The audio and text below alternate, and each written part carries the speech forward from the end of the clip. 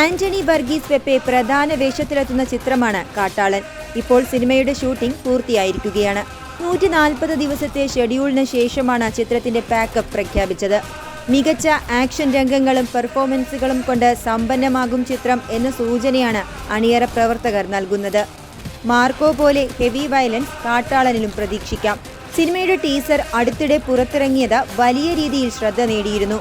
റിയലായി shoot ചെയ്ത കാട്ടുകൊമ്പനുമായുള്ള സംഘടന രംഗങ്ങളുമായി എത്തിയ ടീസർ കാണുമ്പോൾ മലയാള സിനിമ ഇതുവരെ കാണാത്ത തരത്തിലുള്ള ദൃശ്യവിസ്മയമാണ് കാട്ടാളനിലൂടെ ഒരുങ്ങുന്നത് എന്ന് ഉറപ്പിക്കാം. ക്യൂബ്സ് എന്റർടൈൻമെന്റ്സിന്റെ ബാനറിൽ ഷെരീഫ് മുഹമ്മദ് നിർമ്മിക്കുന്ന ചിത്രം പോൾ ജോർജാണ് സംവിധാനം ചെയ്യുന്നത്.